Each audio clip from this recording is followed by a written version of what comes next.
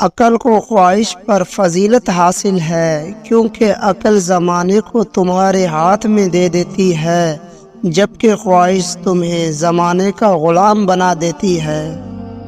جو تکلیف برداشت کرتا ہے وہی خزانے حاصل کرتا ہے، جو مسلسل کوشش کیے جاتا ہے وہ اپنے اصل مقاصد کے حصول میں کامیاب ہو جاتا ہے۔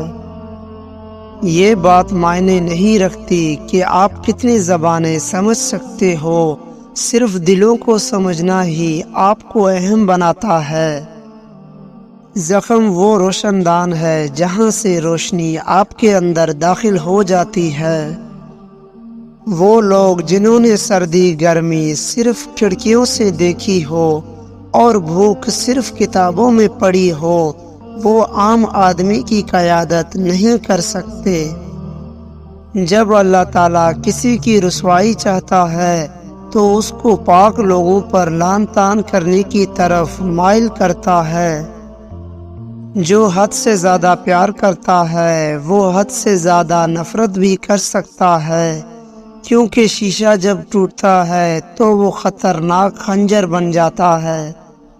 انسان کی عقل صرف اتنی ہے کہ اسے جانور کہا جائے تو ناراض ہو جاتا ہے، اور اگر شیر کہا جائے تو وہ خوش ہو جاتا ہے۔ جب چاقو، خنجر، تیر اور تلوار آپس میں پوچھتے ہیں کہ گہرا زخم کون دیتا ہے تو الفاظ پیچھے بیٹھ کر مسکراتے ہیں۔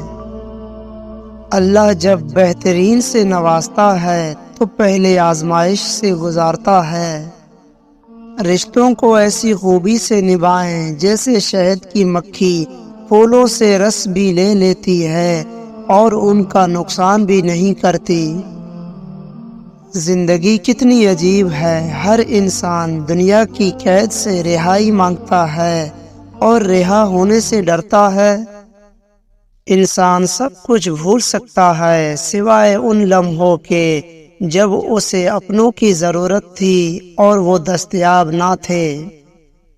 ہمارا تعلق اس نابینا معاشرے سے ہے جہاں اداسی کا یقین دلانے کے لیے آنسو بہانا پڑتا ہے اور بیماری کا یقین دلانے کے لیے مرنا پڑتا ہے۔